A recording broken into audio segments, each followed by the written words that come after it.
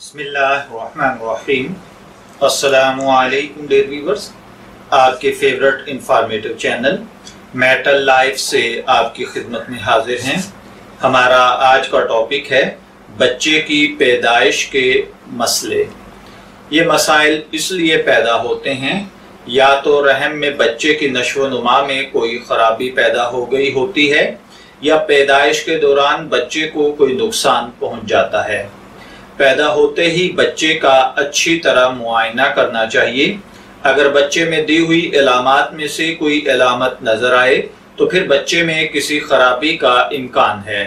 जैसा कि सबसे पहले नंबर पर अगर बच्चा पैदा होते ही सांस न ले, अगर नब्ज ना महसूस हो या सुनाई न दे या 100 मिनट से कम रफ्तार से चल रही हो, अगर सांस लेने के बाद चेहरा और जिस्म सफेद, नीला या पीला हो, अगर बाजू और टांगें ढीली हों यानी बच्चा उन्हें खुद ना हिलाए ना आपकी चुटकी लेने पर हिलाए, अगर पहले 15 मिनट के बाद बच्चे के हलक से गड़गड़ाहट की सी आवाज निकले या उसे सांस लेने में मुश्किल हो, इनमें से बाज मसाइल पैदाइश के दौरान बच्चे के दिमाग में किसी चोट, दबाव या दूसरी खराबी की वजह से पैदा होते हैं। ये मसाइल भी किसी इन्फेक्शन की वजह से पैदा नहीं होते, बशर्ते के पानी पैदाइश से 24 घंटे से ज्यादा पहले खारिज ना हुआ हो।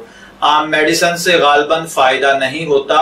बच्चे को गर्म रखें लेकिन जरूरत से ज्यादा गर्म ना रखें। तिब्बी इमदाद हासिल करने की कोशिश करें, बल्कि बेहतरीन कोशिश आपकी ये होनी चाहिए कि बर्थ हो ही हॉस्पिटल के अंदर। अगर इंतजाम करीब ना हो या हॉस्पिटल दूर हो और घर में ये सब कुछ हो रहा हो तो फिर इन चीजों का जरूर ख्याल रखना चाहिए। पहले 2 दिन में बच्चा पेशाब पाखाना ना करे तो भी आपको डॉक्टर के पास जाना चाहिए और तिब्बी इमदाद हासिल करना चाहिए। मैं उम्मीद करता हूं कि आपको ये मालूमात पसंद आएंगी और इसी के मुताबिक आप बच्चों की केयर करेंगे। इजाजत चाहेंगे, फिर मिलेंगे किसी नए टॉपिक के साथ। तब तक के लिए अल्लाह हाफिज।